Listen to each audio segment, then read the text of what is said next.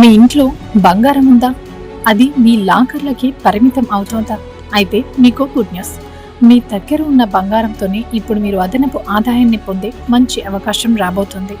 దేశ ఆర్థిక వ్యవస్థను మరింత పటిష్టం చేసేందుకు ప్రధాని నరేంద్ర మోదీ ఒక భారీ మాస్టర్ ప్లాన్ను సిద్ధం చేశారు.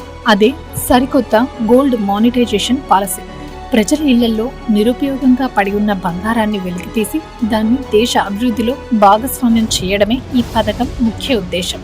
సాధారణంగా మనం బంగారాన్ని భద్రత కోసం బ్యాంకు లాకర్లో పెడతాం. కానీ ఈ కొత్త విధానం ద్వారా అదే బంగారాన్ని బ్యాంకుల్లో డిపాజిట్ చేస్తే మీకు నిర్ణీత మొత్తంలో వడ్డీ లభిస్తుంది. కేవలం వడ్డీ మాత్రమే కాదు, ఈ డిపాజిట్ల ద్వారా వచ్చే లాభాలపై పన్ను మినహాయింపు కూడా పొందే ఛాన్స్ ఉంది. మధ్యతరగతి ప్రజలను దృష్టిలో పెట్టుకుని కేవలం 10 గ్రాముల బంగారం ఉన్న డిపాజిట్ చేసేలా నిబంధనలను సరళతరం చేస్తున్నారు.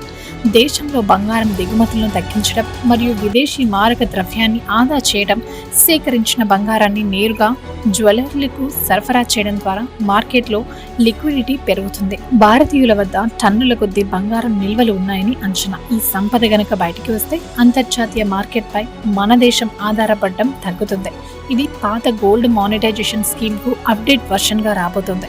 త్వరలోనే దీనికి సంబంధించిన పూర్తి స్థాయి మార్గదర్శకాలను మరియు అధికారిక నోటిఫికేషన్ను కేంద్రం విడుదల చేయనుంది. అందుకే మీ బంగారాన్ని కేవలం లాకర్లకే పరిమితం చేయకుండా దేశ అభివృద్ధిలో భాగస్వామ్యం చేస్తూ లాభాలను పొందేందుకు సిద్ధంగా ఉండండి.